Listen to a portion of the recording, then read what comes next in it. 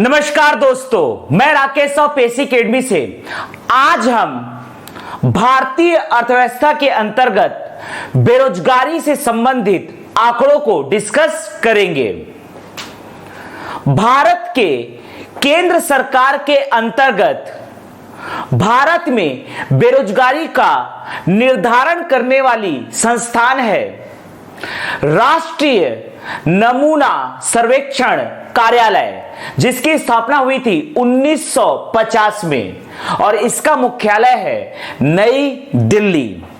जबकि भारत में एक निजी संस्थान है जिसके द्वारा भी बेरोजगारी दर के आंकड़ों को प्रतिदिन, प्रति माह तथा प्रति वर्ष के आधार पर प्रदर्शित किए जाते हैं और यह संस्थान है CMIE,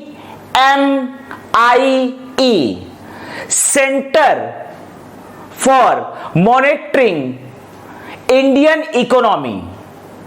centre for monitoring Indian economy भारतीय अर्थव्यवस्था के लिए, भारतीय अर्थव्यवस्था की निगरानी के लिए केंद्र। ध्यान दीजिएगा दोस्तों, आज हम डिस्कस करने जा रहे हैं बेरोजगारी से संबंधित आंकड़ों को। यह हमारा देश भारत, यह है हमारा देश भारत और आज हम डिस्कस करने जा रहे हैं बेरोजगारी से संबंधित आंकड़ों को। भारत में बेरोजगारी से संबंधित आंकड़ों को प्रदर्शित करने वाली केंद्र सरकार के अधीन संस्थान है NSSO, national sample survey office, जिसकी स्थापना हुई है 1950 में और इसका मुख्यालय है नई दिल्ली। जबकि CMIE एक निजी संस्थान है जिसके द्वारा भारत में बेरोजगारी संबंधित आंकड़ों को प्रतिदिन, प्रति माह तथा प्रति वर्ष के आधार पर डिस्प्ले या प्रदर्शित किया जाता है। ध्यान दीजिएगा दोस्तों, CMIE का मुख्यालय है मुंबई और इसकी स्थापना हुई है 1976 में। यदि एग्जाम में बेरोजगारी से संबंधित आंकड़े पूछे जाते हैं तो हमें आंसर लेना है NSSO का। ध्यान दीजिएगा दोस्तों, ये आपका है नई दिल्ली, ये पकड़ना है नई दिल्ली। नई दिल्ली में मुख्यालय है NSSO का, NSSO का। आज हम बेरोजगारी से संबंधित आंकड़ों को डिस्कस करने जा रहे हैं। नई दिल्ली में मुख्यालय है राष्ट्रीय नमूना, राष्ट्रीय नमूना सर्वेक्षण, राष्ट्रीय नमूना सर्वेक्षण कार्यालय का, राष्ट्रीय नमूना सर्वेक्षण कार्यालय का मुख्यालय है नई Delhi. National sample survey office, survey office NSSO का मुख्यालय है नई दिल्ली। राष्ट्रीय नमूना सर्वेक्षण कार्यालय की स्थापना हुई है 1950 में और इसका मुख्यालय है नई दिल्ली। इसका हेडक्वार्टर या मुख्यालय है नई दिल्ली, नई दिल्ली। NSSO का प्रमुख कार्य है प्रति वर्ष बेरोजगारी दर का निर्धारण, प्रति वर्ष बेरोजगारी दर का निर्धारण। ध्यान दीजिएगा, वर्ष 2018-19 वित्तीय वर्ष 2018-19 का बेरोजगारी दर NSSO के द्वारा प्रदर्शित किया गया है। ध्यान दीजिएगा दोस्तों, वित्तीय वर्ष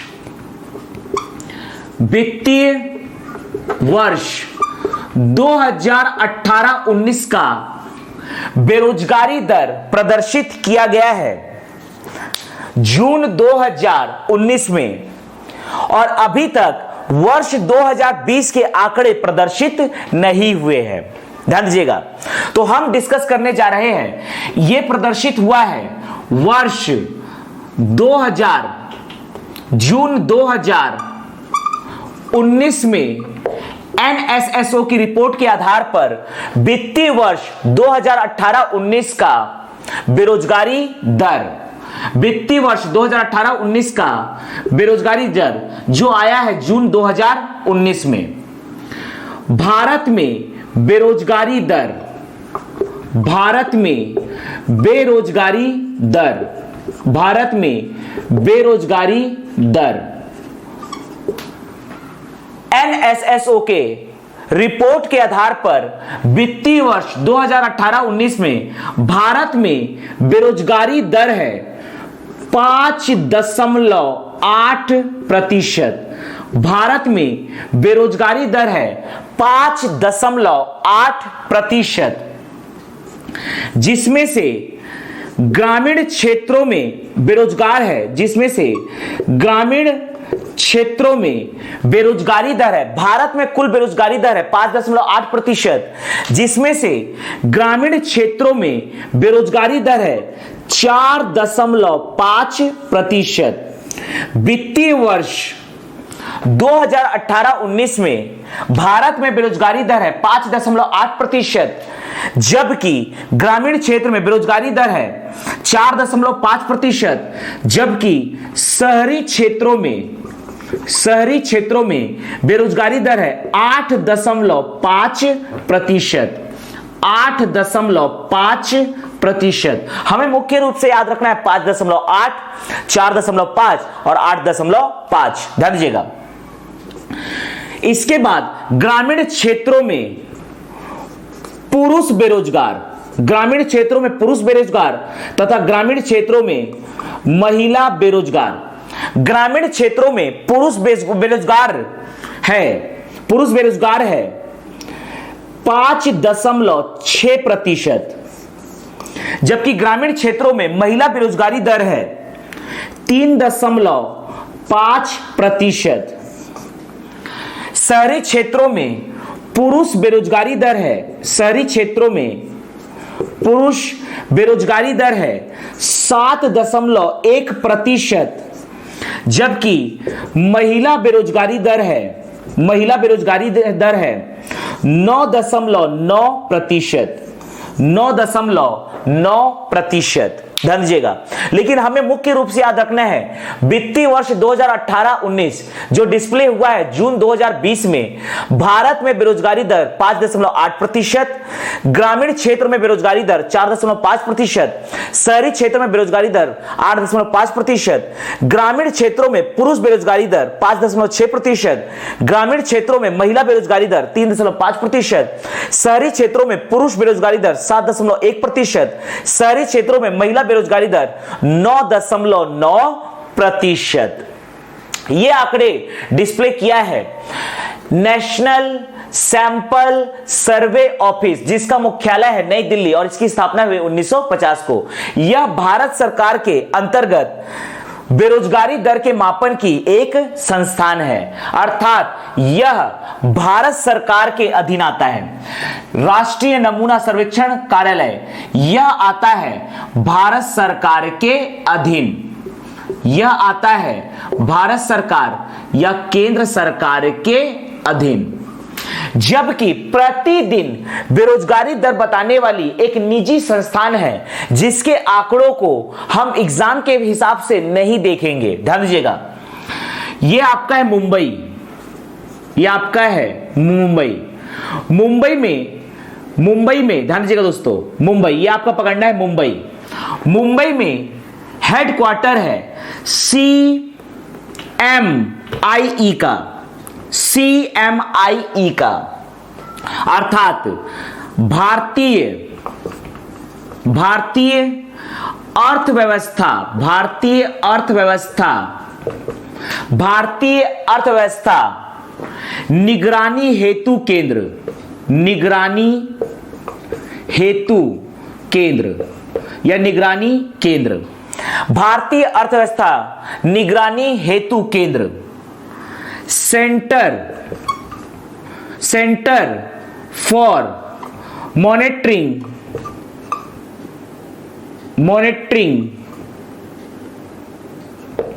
centre for monitoring Indian economy अर्थात CMIE यह एक निजी संस्थान है और इसकी स्थापना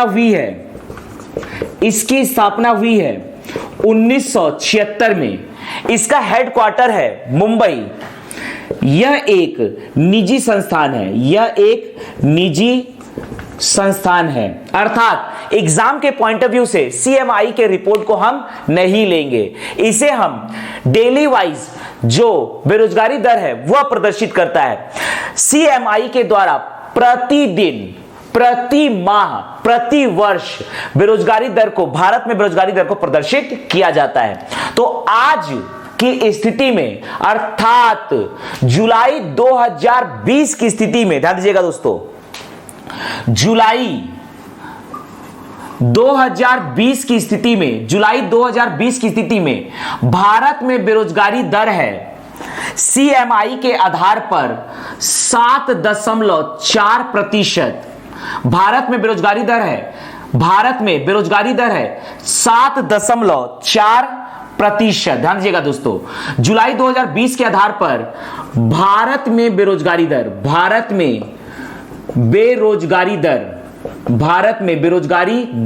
CMI के आधार पर, CMI के रिपोर्ट के आधार पर है 7.4%, जिसमें से ग्रामीण बेरोजगार, जिसमें से पकड़ना है ग्रामीण बेरोजगार और एक पकड़ना है शहरी क्षेत्र में बेरोजगारी दर। ध्यान दीजिएगा, भारत में बेरोजगारी दर CMI के रिपोर्ट के आधार पर जुलाई 2020 की स्थिति में है 7.4%, ग्रामीण क्षेत्रों में है 6.6%, जबकि शहरी क्षेत्रों में है 9.2%। ध्यान दीजिएगा, लेकिन हमें आंकड़ों को याद रखना एग्जाम के पॉइंट ऑफ व्यू से NSSO के रिपोर्ट का। ध्यान दीजिएगा, भारत में बेरोजगारी दर वित्तीय वर्ष 2018-19 में है 5.8%, ग्रामीण क्षेत्र में 4.5%, शहरी क्षेत्र में 8.5%, ग्रामीण क्षेत्रों में पुरुष बेरोजगारी दर है 5.6%, ग्रामीण क्षेत्रों में महिला बेरोजगारी दर है 3.5%, शहरी क्षेत्रों में पुरुष बेरोजगारी दर है 7.1%, महिला बेरोजगारी दर है शहरी क्षेत्रों में 9.9%। अब हम इसे मेंस के आधार पर लिखना सीखते हैं। ध्यान दीजिएगा दोस्तों, बेरोजगारी से संबंधित प्रश्न को अब हम मेंस के आधार पर लिखना सीखते हैं।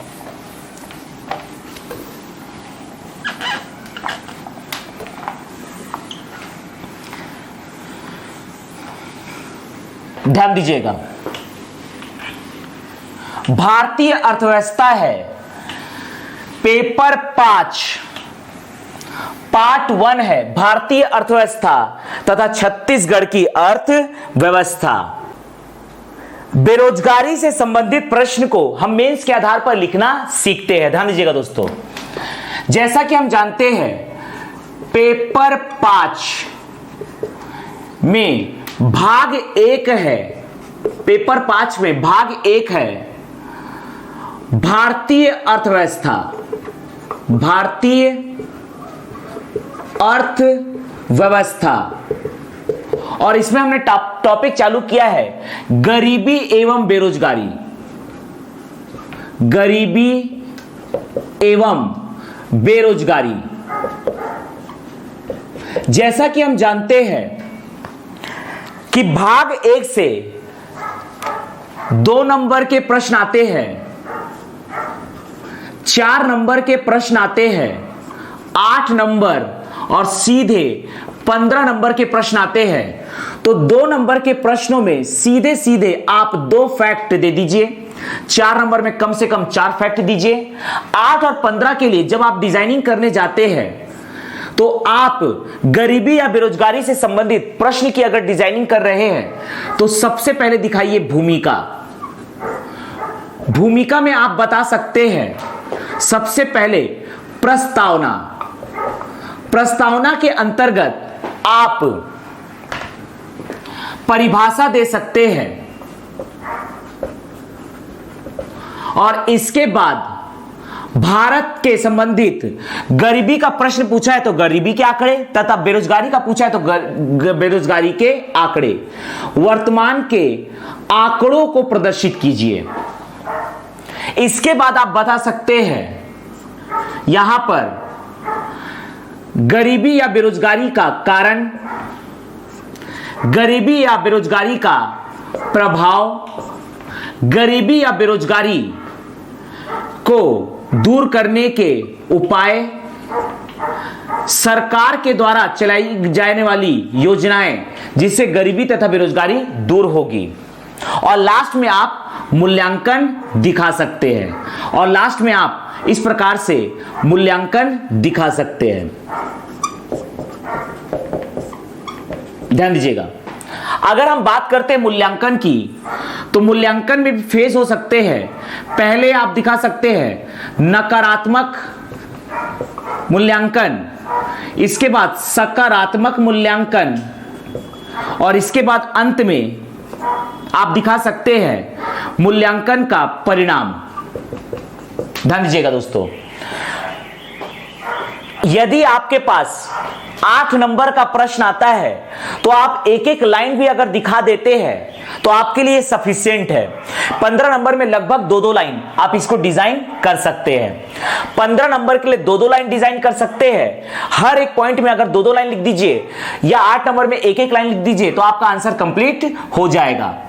8 नंबर का आता है अर्थात आपको लिखना है, 8 नंबर के प्रश्न में आपको लिखना है कुल 100 शब्द अर्थात 10 लाइन, जबकि 15 नंबर में आपको लिखना है 175 शब्द अर्थात 18 लाइन। तो लगभग ये है आपके पास बॉडी में 1 2 3 4 5 6 7 8 9 पॉइंट आए, अर्थात आप यहां पर एक एक बात भी समझा देते हैं, एक एक लाइन भी समझा देते हैं। ओवरऑल मूल्यांकन में एक बात भी दिखा दिए तो आपका आंसर तैयार हो जाएगा। तो इस प्रकार से 1 2 3 4 5 6 7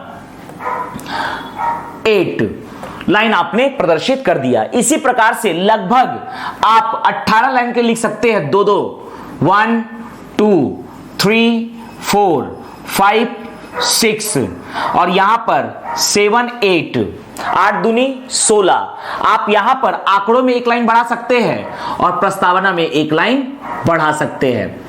तो इस प्रकार से आप 18 लाइन की भी डिजाइनिंग कर सकते हैं। लाइन ऊपर नीचे हो सकता है, ये सिर्फ एक फॉर्मेट है, आप फॉर्मेट में अपने हिसाब से चेंजेस कर सकते हैं। ध्यान दीजिएगा दोस्तों। तो चलिए अब हम डिस्कस करने जा रहे हैं गरीबी तथा बेरोजगारी से संबंधित कम से कम एक प्रश्न को हम डिजाइन करते हैं।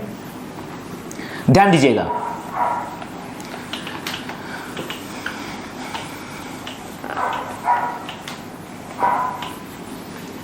मान लीजिए 2 नंबर का प्रश्न आया है,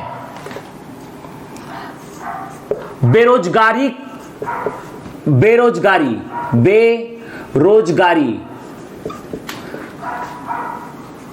का वर्णन कीजिए, बेरोजगारी का वर्णन कीजिए। हालांकि जब ये 2 नंबर में आएगा तो सिर्फ लिखेगा कि बेरोजगारी क्या है या बेरोजगारी से आप क्या समझते हैं। मैं कॉमन क्वेश्चन लिख रहा हूं, बेरोजगारी का वर्णन कीजिए।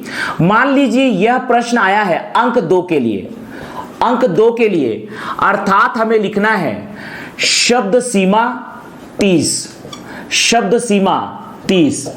यहां पर हमें 4 लाइन प्रदर्शित करना है। ध्यान दीजिएगा दोस्तों, यहां पर हमें 4 लाइन प्रदर्शित करना है। यदि आप बेरोजगारी को समझाने जा रहे हैं तो आप जानते हैं कि बेरोजगारी का मापन भारत में करने वाली जो संस्थान है वह है NSSO। तो भारत के मैप में आप छोटा सा भारत का मैप दिखाकर NSSO को प्रदर्शित कर सकते हैं। यह है हमारा देश भारत, यह है हमारा देश भारत। 2 नंबर में मैप बनाने की बिल्कुल आवश्यकता नहीं है, लेकिन 2 नंबर से ज्यादा के लिए आता है तो आप मैप बनाइए, इंपैक्टफुल आंसर भी होता है।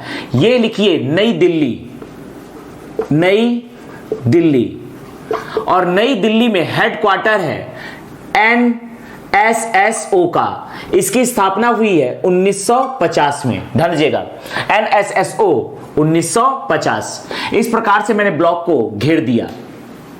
बेरोजगारी की परिभाषा दे दीजिए और थोड़े से आंकड़े बता दीजिए, इतने में आपका 2 नंबर तैयार हो जाएगा। ध्यान दीजिएगा, बेरोजगारी को लिखना है कार्य करने में सक्षम, कार्य करने में सक्षम, कार्य करने में सक्षम तथा इच्छुक व्यक्ति को, कार्य करने में सक्षम तथा इच्छुक व्यक्ति को रोजगार ना मिल पाने की स्थिति को, ना मिल पाने की स्थिति को बेरोजगारी कहते हैं, बेरोजगारी कहते हैं।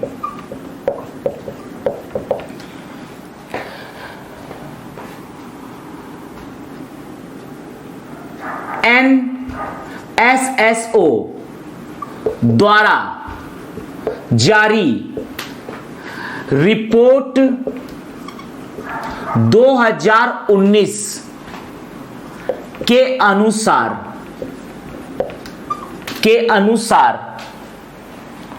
वर्ष 2018-19 में भारत में बेरोजगारी दर 5.8% था, 5.8% था। हमने 2 नंबरों के लिए डिजाइन किया, कार्य करने में सक्षम तथा इच्छुक व्यक्ति को रोजगार ना मिल पाने की स्थिति को बेरोजगारी कहते हैं। NSSO द्वारा जारी रिपोर्ट 2019 के अनुसार वर्ष 2018-19 में भारत में बेरोजगारी दर 5.8% था। मान लीजिए यही प्रश्न आता है 4 नंबरों के लिए, अर्थात हमें 60 शब्द लिखने हैं, तो 2 लाइन और बढ़ जाएगा। सिर्फ आप आंकड़े बढ़ाइए, फैक्ट ओरिएंटेड आंसर दीजिए, क्योंकि फैक्ट ओरिएंटेड आंसर और तथा मैपिंग अगर आपने दिखा दिया है तो आपको बहुत अच्छे अंक प्रदान किए जाएंगे। मैपिंग देने से आपके आंसर की ग्रेविटी बहुत बढ़ जाती है। ध्यान दीजिएगा, ग्रामीण क्षेत्र में बेरोजगारी दर, ग्रामीण क्षेत्र में बेरोजगारी दर, ग्रामीण क्षेत्र में बेरोजगारी दर, ग्रामीण क्षेत्र में बेरोजगारी दर है 4.5% व शहरी क्षेत्रों में, ग्रामीण क्षेत्रों में बेरोजगारी दर 4.5% व शहरी क्षेत्रों में बेरोजगारी दर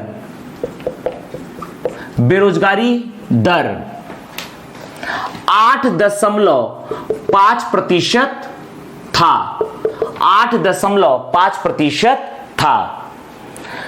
आप यहां बता सकते हैं कि भारत में बेरोजगारी के मापन करने वाली संस्थान है NSSO। भारत में बेरोजगारी दर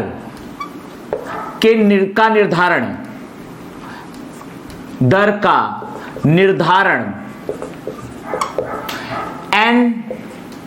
NSSO 1950 द्वारा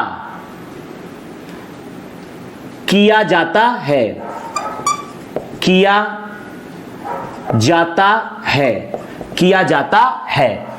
इस प्रकार से हमने 4 नंबर के लिए डिजाइन किया। कार्य करने में सक्षम तथा इच्छुक व्यक्ति को रोजगार ना मिल पाने की स्थिति को बेरोजगारी कहते हैं। एनएसएसओ द्वारा जारी रिपोर्ट 2019 के अनुसार वर्ष 2018-19 में भारत में बेरोजगारी दर 5.8% था। ग्रामीण क्षेत्रों में बेरोजगारी दर 4.5% व शहरी क्षेत्रों में बेरोजगारी दर 8.5% था। भारत में बेरोजगारी दर का निर्धारण एनएसएसओ 1950 द्वारा किया जाता है। मान लीजिए यही प्रश्न आता है 8 नंबरों के लिए, अर्थात आपको प्रदान किए गए हैं 10 लाइन, आपको लिखने हैं कुल 100 शब्द। 4 लाइन आपके पास और बढ़ जाएंगे। इस प्रकार से 4 लाइन आपके पास और बढ़ जाते हैं। ध्यान दीजिएगा, इस प्रकार से 4 लाइन आपके पास बढ़ गए।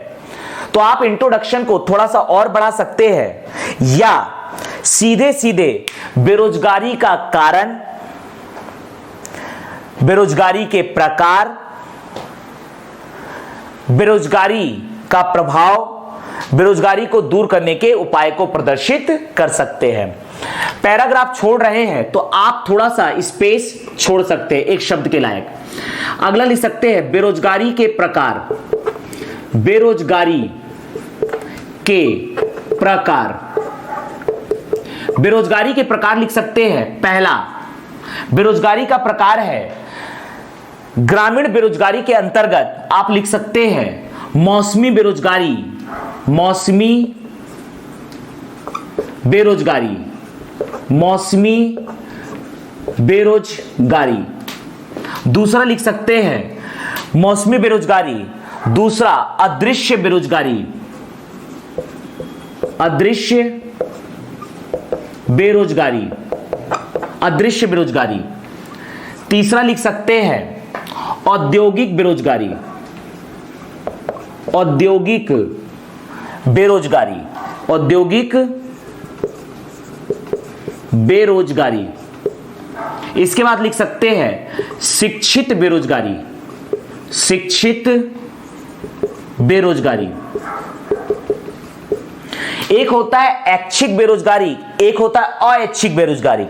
ऐच्छिक बेरोजगारी को वास्तव में बेरोजगारी माना नहीं जाता है अर्थव्यवस्था में, तो उसे आप स्किप कर सकते हैं।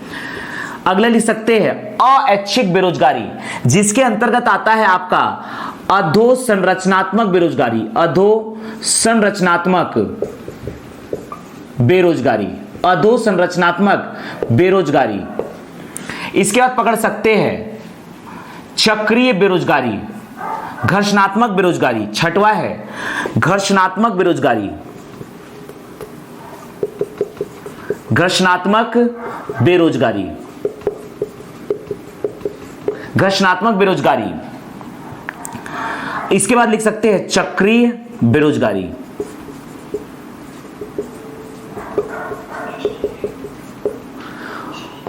आगे लिख सकते हैं बेरोजगारी के कारण,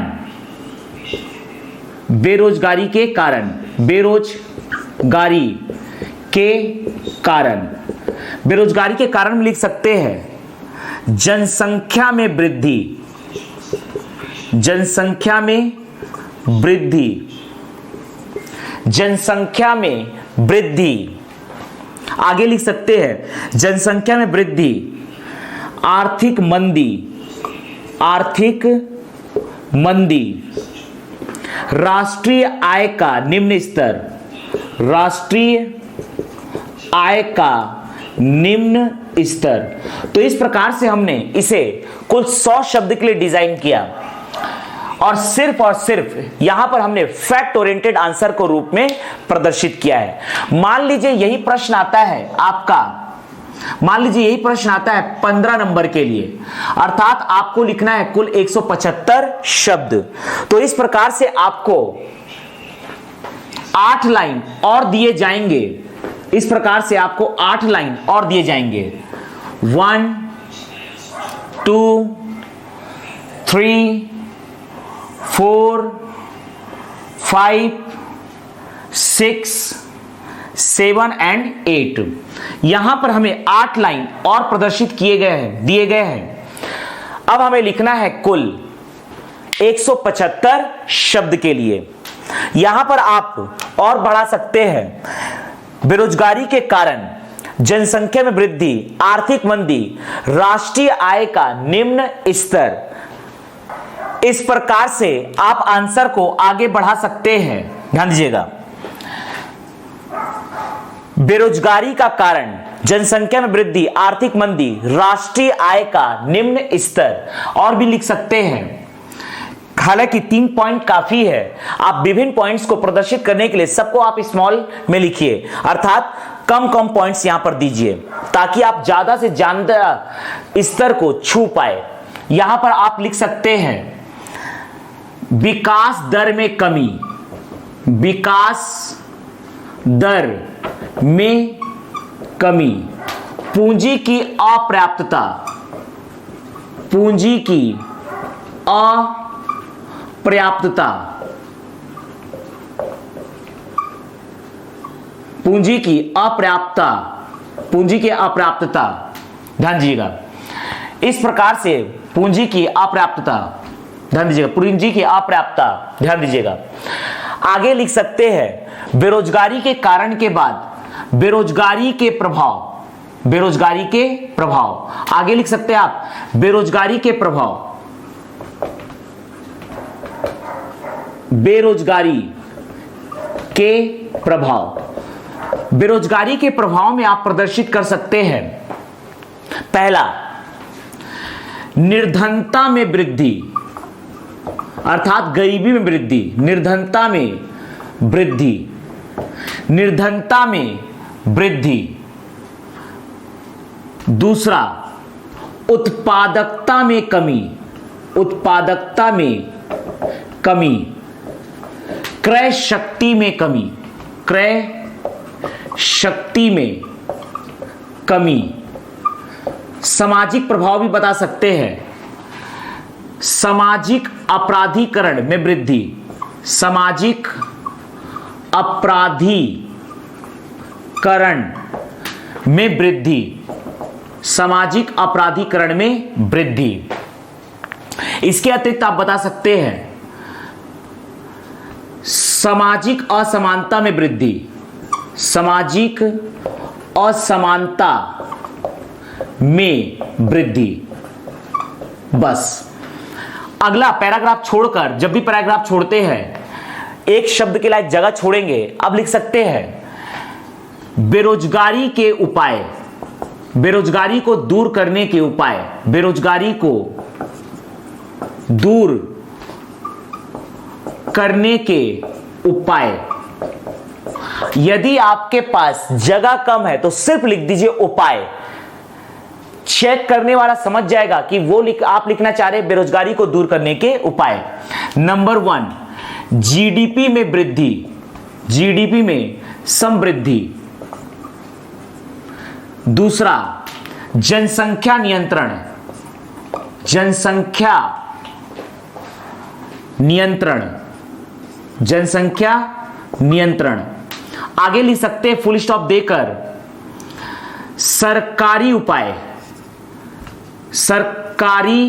सरकार द्वारा योजनागत उपाय, योजनागत उपाय, अर्थात बेरोजगारी को दूर करने के सरकार द्वारा योजनागत उपाय, जिसमें आप लिख सकते हैं make in India, make in India योजना, मेक इन इंडिया योजना, स्किल इंडिया योजना, स्किल इंडिया योजना, स्किल इंडिया योजना। आप लिख सकते हैं स्वर्ण जयंती, स्वर्ण जयंती, स्वर्ण जयंती ग्रामीण स्वरोजगार योजना, ग्रामीण स्वरोजगार योजना। तो इस प्रकार से आपने 2-3 योजनाओं के नाम से देकर सरकार के द्वारा किए गए कदमों को बता दिया। आप चाहे तो और भी योजनाओं के नाम लिख सकते हैं। और लास्ट में हमें दिखाना है मूल्यांकन। मूल्यांकन, भारत में बेरोजगारी, भारत में बेरोजगारी एक विकराल एक विकराल व दीर्घकालिक समस्या है, दीर्घकालिक समस्या है। वर्तमान सरकार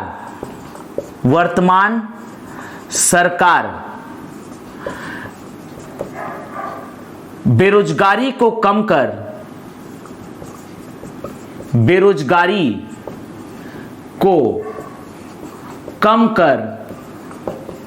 भारत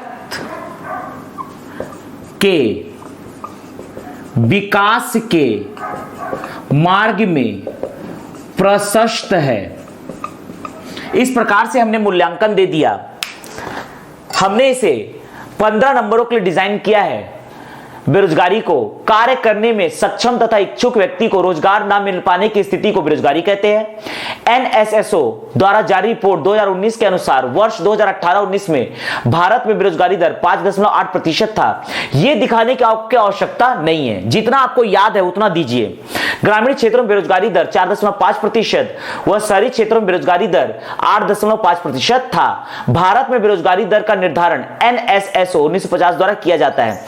बेरोजगारी के प्रकार: मौसमी बेरोजगारी, अदृश्य बेरोजगारी, औद्योगिक बेरोजगारी, शिक्षित बेरोजगारी, अधोसंरचनात्मक बेरोजगारी, घर्षणात्मक बेरोजगारी, चक्रीय बेरोजगारी। बेरोजगारी के कारण जनसंख्या में वृद्धि, आर्थिक मंदी, राष्ट्रीय आय का निम्न स्तर, विकास दर में कमी, पूंजी की अपर्याप्तता। बेरोजगारी के प्रभाव: निर्धनता में वृद्धि, उत्पादकता में कमी, क्रय शक्ति में कमी, सामाजिक अपराधीकरण में वृद्धि, सामाजिक असमानता में वृद्धि। बेरोजगारी को दूर करने के उपाय: जीडीपी में समृद्धि, जनसंख्या नियंत्रण, सरकार द्वारा योजनागत उपाय, मेक इन इंडिया योजना, स्किल इंडिया योजना, स्वर्ण जयंती ग्रामीण स्वरोजगार योजना। मूल्यांकन: भारत में बेरोजगारी एक विकराल व दीर्घकालिक समस्या है। वर्तमान सरकार बेरोजगारी को कम कर भारत के विकास के मार्ग में प्रशस्त है। तो इस प्रकार से आप इसी प्रकार से गरीबी से संबंधित प्रश्न को डिजाइन कर सकते हैं।